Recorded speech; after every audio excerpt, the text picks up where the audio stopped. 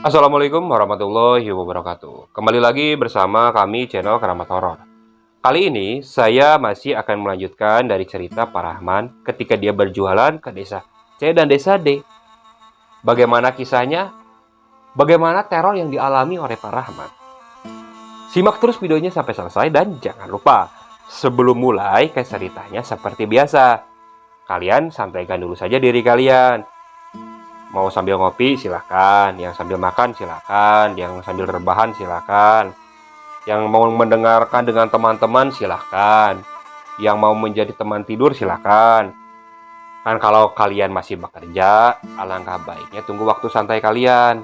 Kalau tetap mau mendengarkan silahkan saja, yang penting tidak mengganggu pekerjaan kalian. Oke? Kalau sudah, kita mulai saja ke ceritanya.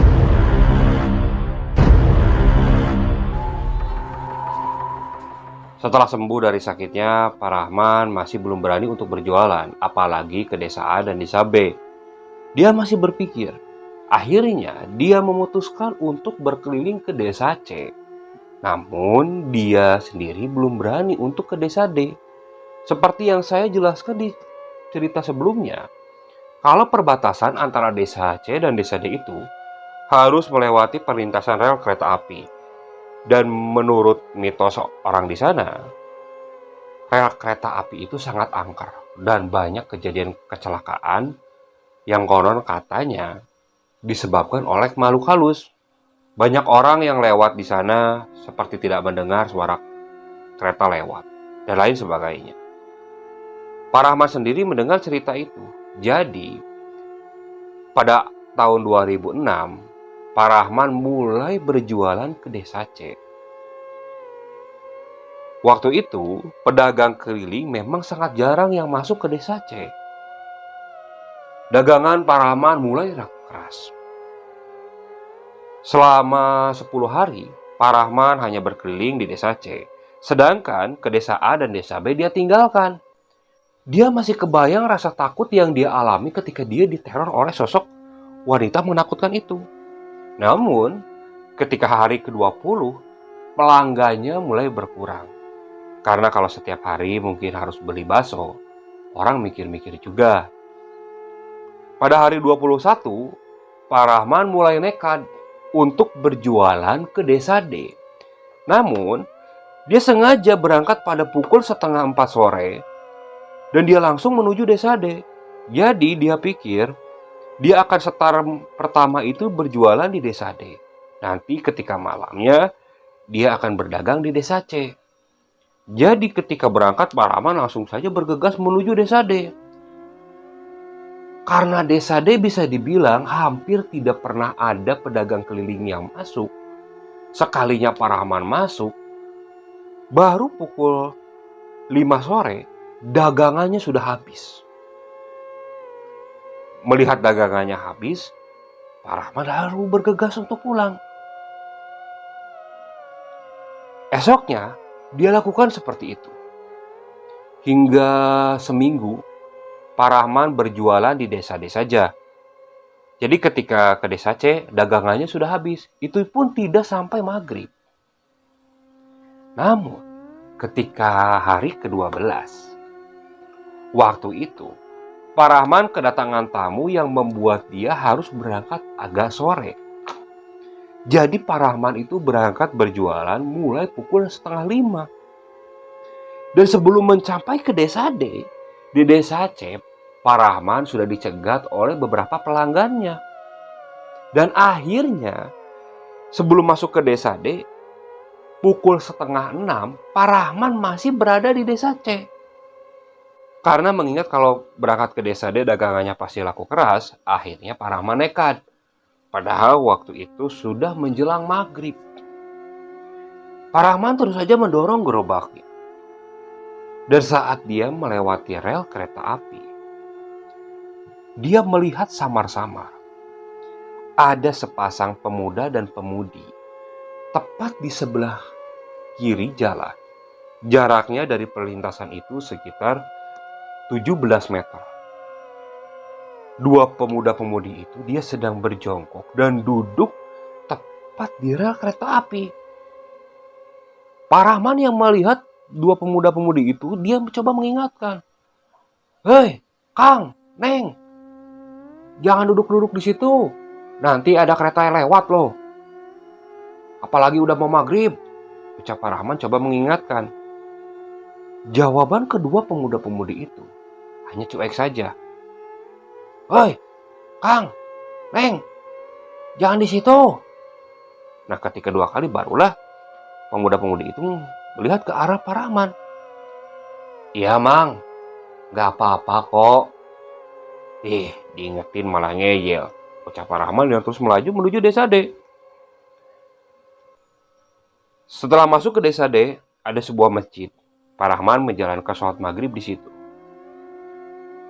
Setelah menjalankan sholat maghrib, ternyata berdekatan dengan masjid sudah banyak yang beli dagangan Pak Rahman. Namun kali ini tidak selaris sebelumnya. Pak Rahman terus berkeliling di desa D. Dan dagangannya mulai habis itu pukul 8 malam. Setelah habis, Pak Rahman mulai pulang. Saat pulang, dia pasti melewati perlintasan rel tersebut. Dan saat melewati perlintasan rel, entah kenapa, dia langsung merasakan perasaannya tidak enak. Dia tengok ke kanan dan kiri. Khawatirnya ada kereta yang lewat dan dia tidak mendengar. Dia pastikan beberapa kali sebelum menyeberang.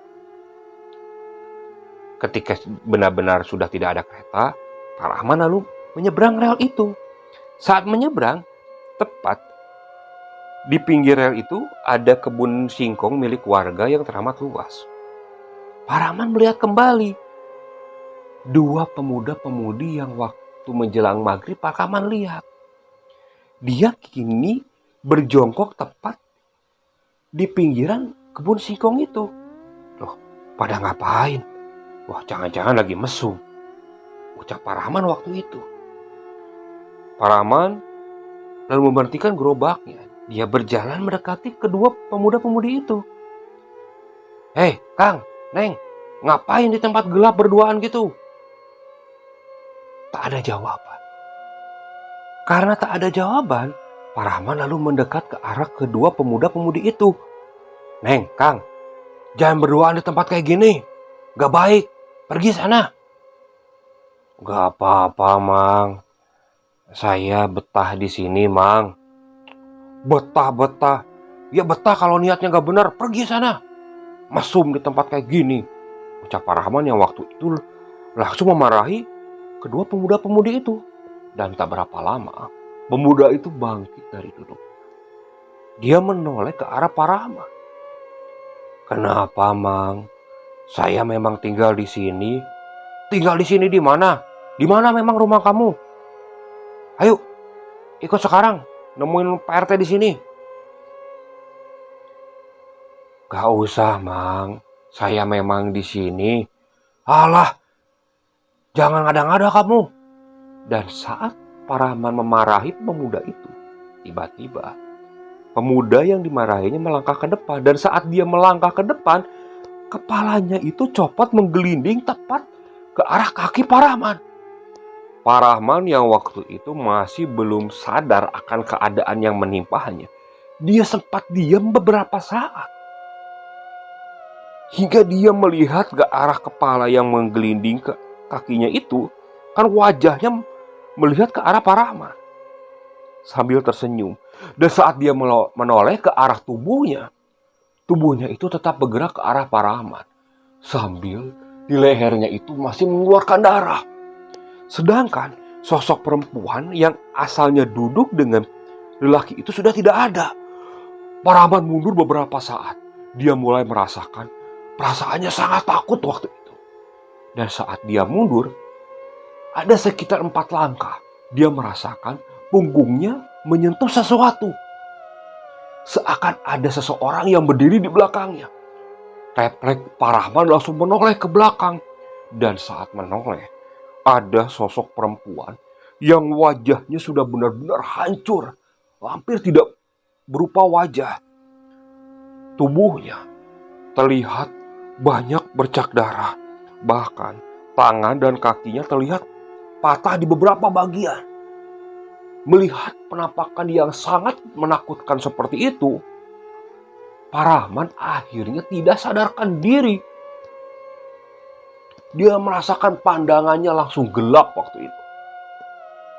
Hingga entah pukul berapa, Pak Rahman dibangunkan oleh petugas dari rel kereta api. Saat dibangunkan, Pak Rahman kaget. Dia melihat ke sekeliling. Dan saat dia melihat sekeliling, dia lebih kaget lagi. Bagaimana tidak?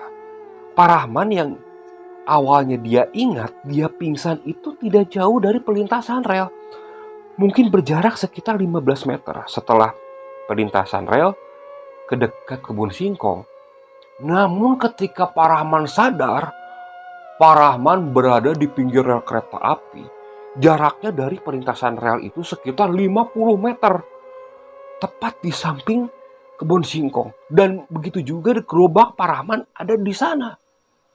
Padahal jalan menuju tempat ditemukan Pak Rahman itu susah sekali untuk mendorong gerobak. Atau kalau gerobak didorong itu sangat tidak bisa.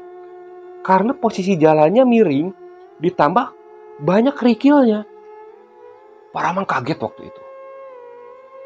Saat sudah ditenangkan oleh petugas jaga, akhirnya Pak Rahman menceritakan apa yang dialami. Kedua petugas jaga yang menemukan Pak Rahman akhirnya coba menolong Pak Rahman. Mereka membantu gerobak Pak Rahman untuk didorong kembali ke jalur utama. Nah, setelah di jalur utama, ada beberapa warga yang melihat kejadian itu dan menghampiri. Mereka membantu Pak Rahman juga, dan Pak Rahman dipersilakan dulu istirahat di salah satu rumah warga. Nah, di sana Pak Rahman juga menjelaskan ke warga di sana apa yang dialami oleh Pak Rahman. Petugas rel kereta api katanya dia menerima laporan dari masinis kereta yang lewat. Katanya masinis tersebut melihat ada seseorang tergeletak di pinggir rel kereta api dengan gerobak. Masinis itu khawatir kalau itu adalah korban tabrak kereta. Jadi ketika di stasiun terdekat, dia langsung memberi kabar. Jadi tak berapa lama, kedua petugas itu datang ke tempat itu. Beberapa warga yang mendengar cerita Pak Rahman langsung berbisik-bisik. Pak Rahman penasaran. "Pak, maaf, memang di situ pernah ada kecelakaannya, Pak?" ucap Pak Rahman. "Iya, Pak, tapi udah lama, sekitar 40 hari yang lalu. Korbannya memang betul sepasang pemuda-pemudi. Jadi waktu sore, mereka itu duduk-duduk di rel, yang mungkin sambil pacaran. Pas ada kereta lewat, mereka kayaknya nggak denger. Ya nggak ada ampun lagi, mereka langsung ketabrak sama kereta. Dan mereka itu terseret tepat di tempat Mamang dan gerobak Mamang ditemukan. Perempuannya kebanting ke sebelah kiri, tepat ke arah kebun singkong, dan yang laki-lakinya ke sebelah kanan, ke seberang jalannya. Makanya saya sudah tidak aneh, Mang.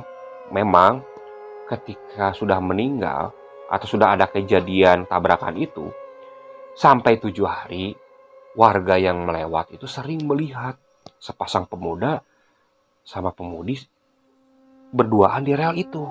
Namun ketika didekati, mereka menampakkan wajahnya yang seram.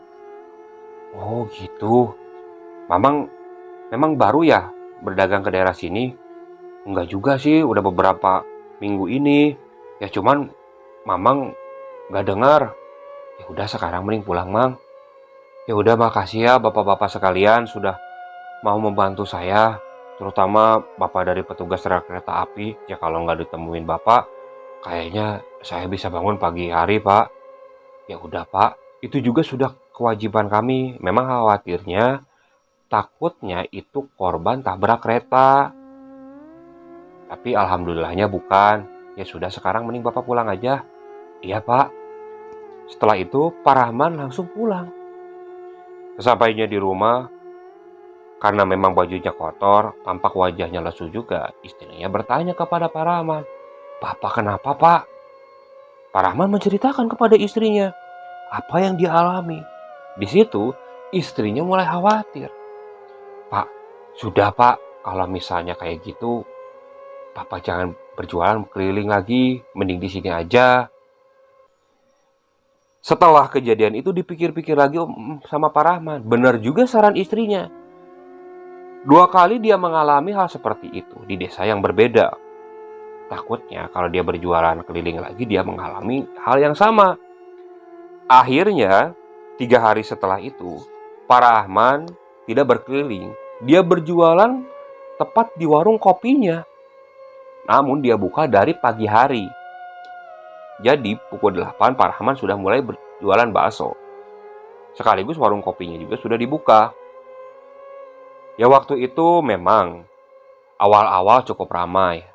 Bahkan sudah hampir lewat sebulan, banyak pelanggannya yang berdatangan. Bahkan dari desa D, desa C, desa A, dan desa B yang dulu pernah jadi langganan Pak Rahman, mereka mulai datang ke warungnya.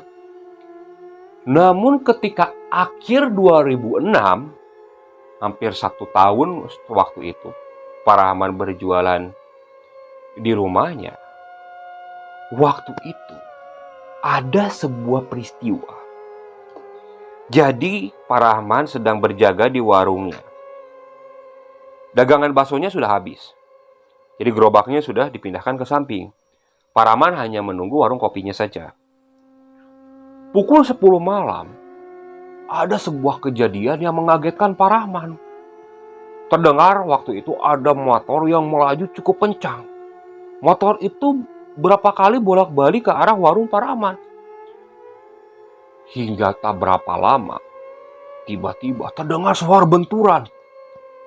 Benturan itu tepat di depan warung Pak Rahman.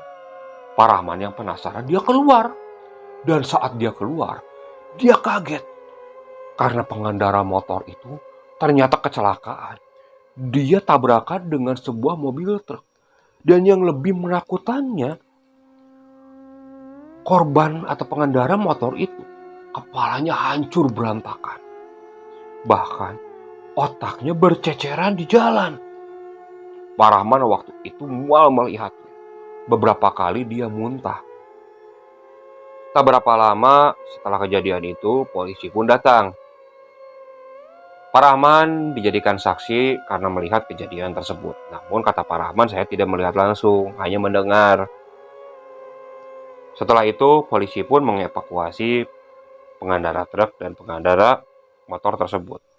Dan bagian tubuh korban yang berantakan itu mulai dipunguti oleh polisi. Pak Rahman yang waktu itu sebenarnya jijik dan tidak biasa dengan hal-hal seperti itu, mulai membantu para polisi itu. Karena kalau tetap dibiarkan berceceran seperti itu, apalagi tahu bekas tabrakan, bisa-bisa pelanggannya enggan untuk datang ke warung Pak Rahman. Pak Rahman waktu itu memunguti bagian otak yang sudah berceceran. Bahkan ada bagian mulut yang sudah berantakan entah kemana. Pak Rahman masukkan ke kantong yang disediakan oleh polisi waktu itu. Entah lengkap atau tidak, namun setelah Pak Rahman lihat kayaknya tidak ada bagian yang terlewatkan. Namun tanpa sadar, sendal Pak Rahman itu seperti menginjak bagian putih. Entah itu apa. Karena ketika polisi sudah pergi dan Pak Rahman ke warung, dia merasakan sendalnya agak licin. Dan ketika dia lihat ada bagian putih yang tertempel di sendal itu, hampir mirip seperti otak yang sudah diinjak dan bercampur dengan tanah. Pak Rahman waktu itu cepat-cepat membersihkan sendalnya di luar. Karena di luar, tepat di samping warung Pak Rahman, ada keran air yang biasa digunakan untuk mencuci tangan para pelanggan. Pak Rahman mencuci sendal di situ. Setelah itu, karena takut, Pak Rahman menutup warung itu. Esoknya seperti biasa. Pagi-pagi Pak Rahman sudah berjualan bakso. Sedangkan warung kopinya memang dibuka pada pukul 10 waktu itu. Karena istrinya sedang tidak enak badan. Hari itu, entah kenapa, dagangan baksonya sepi. Bahkan yang membeli itu bisa terhitung tangan. Beberapa kali Pak Rahman mengeluh waktu itu dengan keadaan seperti itu. Hingga pukul 8 malam. Dagangan baksonya masih banyak, tapi yang datang ke warung kopinya juga tidak sedikit. Banyak yang tetap ngopi di sana. Ini cuma dagangan baksonya yang berkurang. Saat pukul 8 malam, pengunjung waktu itu tersisa sekitar 4 orang. Anak Pak Rahman, Andi, juga waktu itu membantu Pak Rahman. Dia berada di warung kopi. Tepat tak berapa lama setelah itu, semua pengunjung yang ada di warung kopi Pak Rahman mendadak mencium bau amis yang cukup menyengat. Mereka menoleh, seakan mencari sumber bau tersebut. Lalu tak berapa lama, salah satu pengunjung itu berucap kepada Pak Rahman, "Mang, kok kayak bau amis, Mang?" "Iya ya, betul kayak bau amis ya."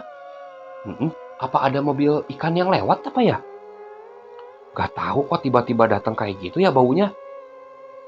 Ketika sedang sibuk berbicara mencari sumber bau, tak berapa lama, bau amis itu berubah menjadi bau bangkai yang sangat menyengat. Keempat orang yang datang di warung itu saling berpandang-pandangan. "Kok jadi bau bangkai ya?"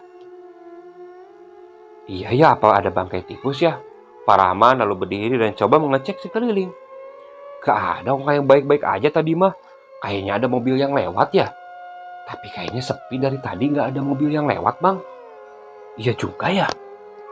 Ya udahlah, biarin." Keempat pemuda yang sedang nongkrong di warung kopi itu melanjutkan obrolannya. Namun Pak Rahman mulai merasakan perasaannya tidak enak waktu itu. Mendadak dia mengingat dua kejadian yang pernah dia alami di dua desa berbeda. Karena perasaan tidak enaknya itu hampir sama seperti sebelum Pak Rahman mengalami peristiwa diteror oleh hantu. Dan tak berapa lama, lampu di warung tersebut, termasuk lampu jalan yang berada di depan warung Pak Rahman, mendadak mati. Saat lampu mati, beberapa pemuda itu lalu keluar ke warung Pak Rahman karena dilihat di seberang sana lampunya masih nyala. Dan tak berapa jauh dari sebelah kanan juga lampu rumahnya menyala. Namun yang mati itu hanya beberapa rumah, termasuk rumah Pak Rahman. Ada sekitar 5 rumah, termasuk 2 lampu jalan yang mati. Apa konslet ya? Iya kali ya. Keempat pemuda itu masuk kembali, namun mereka masih melihat ke arah jalan. Pak Rahman waktu itu menyalakan lilin untuk sumber penerangan. Tak berapa lama, ada sebuah mobil yang lewat. Dan saat mobil itu lewat, lampu dari mobil tersebut menyinari area gelap itu. Terlihat oleh mereka semua yang berada di warung, ada sosok manusia tanpa kepala. Ia sedang merangkak di pinggir jalan. Keempat pemuda itu yang masih tidak percaya coba bangkit. Mereka berdiri melihat ke arah penampakan tersebut. Pak Rahman yang waktu itu masih belum melihat, coba bertanya ke 4 pemuda itu. "Kenapa Kang? Ada apa Kang?" Mang, itu Mang, dekat jalan Mang. Mang, ada apa Mang? Itu Mang." "Emang ada apa?" Pak Rahman lalu mengambil senter. Dan saat dia menyalakan lampu senternya, Pak Rahman melihat di seberang ada sesosok manusia tanpa kepala. Dia merangkak dan berjalan menghampiri ke arah warung Pak Rahman. Astagfirullah, ucap Pak Rahman waktu itu. Andi yang waktu itu tidak melihat, namun dia enggak bahwa yang dilihat oleh ayahnya itu adalah sosok yang menakutkan. Cepat-cepat dia masuk ke dalam rumah. 4 pemuda itu bukan berlari keluar. Mereka malah bersembunyi di warung Pak Rahman, tepat di meja yang biasa digunakan untuk menyeduh kopi. Mereka bersembunyi di kolong meja tersebut, termasuk Pak Rahman. "Aduh, itu setan kayaknya kesini. Jangan-jangan yang tabrakan kemarin itu. Waduh, masa iya ya? Udah cek lagi apa sudah pergi ya? Sana, Mang cek atuh. Wah, takut saya Mang. Udah biarin gini aja. Ntar lama-lama juga setannya pergi kali, ucap Pak Rahman. Ada sekitar 15 menit, mereka berlima itu bersembunyi di kolong. Tak ada suara. Mendadak hening, hanya ada suara beberapa kendaraan yang lewat. Karena merasa benar-benar hening, mereka pikir si setannya itu sudah pergi. Pak Rahman lalu bangkit. Dia melihat, wah udah gak ada. Keempat pemuda itu pun keluar. Wah beneran Mang, udah gak ada. Nah mereka mulai berjalan ke arah depan, ke tempat duduk mereka. Dan saat mereka berjalan ke arah tempat duduk, tampak sosok itu seperti bersembunyi tepat di pintu masuk. Jadi ada sebuah tembok yang tingginya sekitar 120-an. Kalau kita melihat dari arah meja ke arah bawah, tembok itu tidak terlihat. Jadi sepertinya sosok itu berada di balik tembok itu. Karena ketika empat pemuda itu melangkah hendak meninggalkan warung, sosok itu muncul sambil merangkak. Karena tak ada kepalanya, kita bingung. Namun dari gerak tubuhnya bisa diisyaratkan dia seperti mencari sesuatu bagiannya yang belum ketemu. Apa bagian tubuhnya ada yang hilang. Namun waktu itu tak ada yang ngeh. Karena melihat wujud dari setan itu sangat menakutkan. Dua dari pemuda itu langsung tidak sadarkan diri. Dua lagi, mereka langsung kalang kabut. Bahkan jendela kayu di pinggir warung itu ditabrak oleh salah satu pemuda yang sangat takut. Mereka berlari ke arah samping. Dan satu lagi nekat masuk ke dalam rumah Pak Rahman, mengikuti Pak Rahman dari belakang. Waduh, itu setannya kok ada di situ? Gak tahu. Apa ada bagian yang ketinggalan apa ya, Mang? Aduh, masa iya sih ya ada bagian tubuhnya yang ketinggalan? Perasaan kemarin pas saya bantu udah nggak ada yang ketinggalan deh. Di situ Pak Rahman langsung ingat bahwa ada benda putih yang menempel di sendalnya itu yang dia cuci bersihkan di depan warungnya. Astagfirullah, jangan-jangan kemarin ada bagian otaknya yang saya injak dan saya bersihkan tepat di depan warung saya, Kang. Waduh, jangan-jangan Mang, setannya nyari bagian itunya, Mang. Terus gimana ya, nggak tahu, Mang. Belum selesai mereka berdebat, tiba-tiba pintu yang menjadi penghubung antara rumah ke warung seperti diketuk sesuatu. Ketukannya seperti ketukan tangan, namun cukup keras. Mereka pun diam waktu itu, tak kembali bersuara. Tak berapa lama, pintu itu seperti dipukul. Seperti dipukul cukup keras. Mereka tambah diam, tak berani mereka mengintip. Ketukan itu terus saja berulang. Bahkan sangat lama, ada sekitar setengah jam. Namun Pak Rahman dan tamu itu tidak ada yang berani melihat, apalagi Andi. Andi sudah bersembunyi di kamarnya dan mengunci pintu. Istri Pak Rahman pun, Bu Sari, sudah terlelap di kamarnya. Gimana, Bang? Astagfirullah, warung saya belum ditutup atau gimana ya? Aduh, teman-teman saya juga kayaknya masih pingsan, Bang, di warung. Gimana tuh? Saya juga gak berani pulang, Bang. Mana kan saya pulang nyebrang jalan sana, Bang. Takutnya setan itu malah ngikutin saya di jalan. Saya nginep aja, Bang, atau di rumah Amang. Kalau mau nginep, bantuin saya nutup gerbang itu, nutup rolling door. Sok, mau gak nolongin saya? Ya udah tuh ya yuk, tapi bertemannya sama Amang. Kalau saya sendiri gak berani, ucap pemuda itu. Akhirnya, setelah 1 jam mereka di dalam, Pak Rahman dan salah satu pemuda itu keluar. Mereka mengintip. Tak ada siapapun di sana. Pintu yang menjadi penghubung warung dan rumah itu ketika Pak Rahman keluar dan pemuda itu sengaja dibuka. Bergegas Pak Rahman dan pemuda itu menutup rolling door dari warung tersebut. Nah, kedua temannya yang masih pingsan waktu itu segera dibangunkan oleh si pemuda itu. Woi, bangun, woi, bangun. Namun salah satunya sepertinya benar-benar tidak sadar. Yang satunya bangun, namun yang satunya lagi masih tidak sadarkan diri. "Udah, bawa aja masuk ke dalam. Kita tidur aja di ruang tamu," ucap Pak Rahman. Nah, kedua pemuda itu langsung menggotong salah satu temannya yang masih pingsan. Digotonglah ke ruang tamu. "Udah ya, kalian tidur di sini, saya di kamar." "Ya bang, maaf nih saya jadi nginep di sini." "Nggak apa-apa, udah." Belum sempat Pak Rahman masuk ke dalam kamar, tiba-tiba pemuda yang tadi pingsan itu, pemuda itu bangkit. Dia melotot. Mulutnya terus saja menggeram. Dan tak berapa lama, dia berjalan merangkak mendekat ke arah Pak Rahman. Pak Rahman yang waktu itu kaget dan takut, namun dia refleks dengan cepat menendang laki-laki itu, hingga laki-laki itu terjungkal ke belakang. Namun dia bangkit kembali, masih menggeram dan melotot ke arah Pak Rahman. Ini gimana? Ini gimana?" "Wah, jangan-jangan kesurupan, Mang." Pak Rahman baru ngeh kalau di pinggir kamar Andi itu ada sebuah gudang. Jadi kamar kosong yang waktu itu tempat menyimpan beberapa barang. Namun barang-barang dari gudang itu sudah dikeluarkan. Jadi kamar itu kosong. "Udah, kita kerem aja yuk di kamar sana." Bergegas teman-temannya langsung membantu memegangi pemuda tersebut. Pemuda itu meronta-ronta. Dia ngamuk, bahkan memukul kedua pemuda yang memeganginya. Pak Rahman pun lalu memegangi pemuda itu.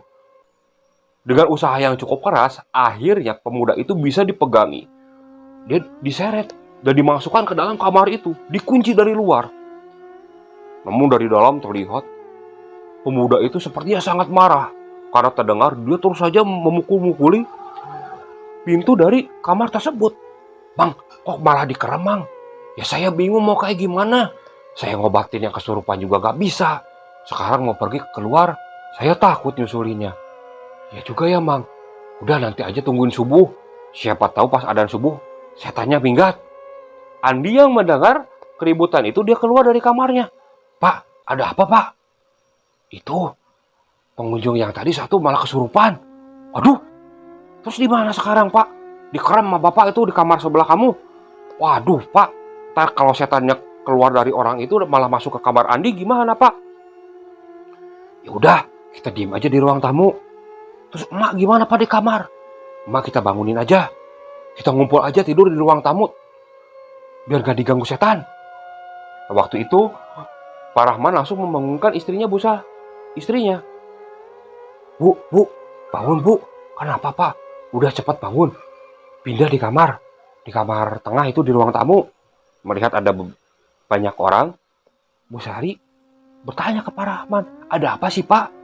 Terus itu kenapa di kamar itu ada yang berisik-berisik, Pak?" Pak Rahman lalu menjelaskan bahwa tadi mereka diteror oleh sosok yang menyeramkan. Dan tadi pemuda yang ke dalam malah kesurupan. "Oh, walah, terus gimana, Pak?" "Ya mau gimana lagi, Bu? Ya sekarang kalau Bapak harus pergi ke orang yang dulu pernah ngobatin Bapak kan jauh. Kalau jalan kaki Bapak gak berani. Apalagi malam, ntar setannya malah ngikutin Bapak dari belakang. Ntar aja lah kalau udah pagi. Ya siapa tahu pas adzan subuh setannya keluar." Pak Rahman dan kedua teman dari pemuda yang kesurupan itu, mereka akhirnya tidak bisa tidur karena pemuda itu terus saja memukuli pintu dari ruangan tersebut. Akhirnya, benar saja, ketika adzan subuh berkumandang, suara gedoran pintu itu hilang. Pak Rahman dan pemuda lain yang merasakan perasaannya cukup tenang setelah mendengar adzan subuh, bergegas mereka melaksanakan sholat subuh dulu. Setelah melaksanakan sholat subuh, mereka lalu mengintip ke ruangan itu. "Pak, gelap, Pak. Ya memang gelap, gak ada lampunya. Gak kelihatan, Pak." "Udah, kita buka aja. Terus kalau masih kesurupan gimana?" "Udah, kita ikat aja kalau masih kesurupan." "Ya udah deh." Dibuka kan pintu itu. Pas dibuka, temannya itu sudah tergeletak tak sadarkan diri. Nah, kedua temannya berusaha membangunkannya. "Udah, gak bangun-bangun. Tapi jantungnya masih berdetak gak, Pak?" "Ya masih berdetak jantungnya mah. Tuh, napasnya juga masih ada. Udah, siram aja pakai air." Pak Rahman lalu mengambil air 1 gayung. "Wah, yang bener aja sih, Pak. Ya daripada gak sadar-sadar." "Iya juga ya." Nah, salah satu pemuda itu lalu menyiram muka temannya yang tidak sadarkan diri. Dan setelah disiram oleh air itu, dia lalu membuka mata. Aduh, di mana? Di mana? Bangun, bangun, bangun, bangun, bangun. Wah, kok gelap? Gelap. Gelap, kok bisa di sini? Melihat temannya yang masih linglung, dia coba diberikan air minum dulu. Setelah diberikan air minum, kedua temannya menjelaskan apa yang dialaminya. Nah, setelah itu, ketiga pemuda itu pamit untuk pulang. Mereka juga berjanji akan mengganti kerusakan yang disebabkan oleh salah satu temannya yang melompat merusak jendela di pinggir warung tersebut. Nah, setelah tiga pemuda itu pulang, Pak Rahman masih berpikir. Takutnya sosok itu datang, apalagi mengganggu tamu yang sedang datang ke warung kopinya. Akhirnya siang hari dia nekat mendatangi orang pintar yang dulu pernah mengobati Pak Rahman. Nah, setelah sampai di sana, Pak Rahman menjelaskan awal mula melihat kejadian itu dan pernah ditemukannya bagian putih seperti otak yang menempel di sendal itu. Setelah dijelaskan, kata orang pintar itu, Pak Rahman, coba cari bagian yang pernah nempel di sendal itu. Kalau memang masih ada di dekat warung, udah kuburin aja. Tapi kuburinya jangan dekat sama warung. Coba cari dulu. Kalau memang nggak ada, nanti Pak Rahman kesini lagi. Ya deh. Pak Rahman lalu pulang. Dan saat pulang, dia mencari di dekat tempat mencuci kaki itu. Dia terus mencari. Hingga tepat di dekat saluran airnya, ada bagian putih itu yang sudah dikerubutin semut. Wah, jangan-jangan ini setelah dilihat sepertinya sama dengan bagian yang pernah diinjak oleh Pak Rahman. Dengan cepat, Pak Rahman langsung mengambil kain dan dibungkus bagian tersebut menggunakan kain. Pak Rahman lalu pergi ke tempat yang cukup jauh. Dia gali dan dia kuburkan bagian itu. Setelah itu, Pak Rahman lalu kembali ke orang pintar tersebut. Dia menceritakan bahwa bagian itu sudah ditemukan. Nah, Pak Rahman lalu diberikan air mineral dengan botol yang cukup besar. Katanya air mineral itu harus disiram-siramkan ke sekeliling warung itu, supaya jin-jin yang berkeliaran di jalan situ yang pernah melihat kejadian kecelakaan itu tidak menyerupai korban tersebut dan mengganggu warung Pak Rahman. Memang benar, malamnya Pak Rahman tidak mengalami gangguan lagi. Namun beberapa orang yang biasa ngopi di warung Pak Rahman sepertinya takut karena cerita dari 4 pemuda itu. Mereka sepertinya menceritakan ke teman-temannya bahwa mereka diteror di warung kopi tersebut. Namun setelah 1 bulan, warung Pak Rahman mulai normal kembali. Hingga pada tahun 2007, waktu itu, Pak Rahman mulai mempunyai ide. Dia ingin kembali berjualan keliling. Namun kali ini, dia ingin menggunakan motor. Jadi tidak menggunakan gerobak. Nah, ide itu keluar ketika tamu atau pelanggan yang biasa membeli bakso ke tempat Pak Rahman itu mulai berkurang. Bahkan bisa dibilang, ketika tiap harinya tak ada untung. Bahkan bisa dibilang modalnya pun tidak balik. Nah, setelah mempunyai ide itu, Pak Rahman mulai menjalankannya. Oke, sekian dulu untuk cerita kali ini. Dan masih akan dilanjut pada video selanjutnya, menceritakan saat Pak Rahman berjualan menggunakan motor, kembali berkeliling ke desa A, desa B, desa C, dan desa D. Dan ternyata Pak Rahman itu masih mengalami hal yang menakutkan. Makanya tetap ikuti cerita selanjutnya. Oke? Dan jangan lupa, setelah selesai nonton, bagi para penonton yang masih belum subscribe, alangkah baiknya kalian klik dulu tombol subscribe-nya ya. Dan bagi para penonton yang sudah subscribe dan terus setia mengikuti cerita-cerita dari channel Keramat Horor, saya ucapkan banyak terima kasih. Semoga kalian selalu diberi kesehatan, dilancarkan rezekinya, dan dipermudah segala urusannya. Oke, sekian dan jangan lupa satu lagi, cantumkan kritik dan sarannya di kolom komentar. Assalamualaikum warahmatullahi wabarakatuh.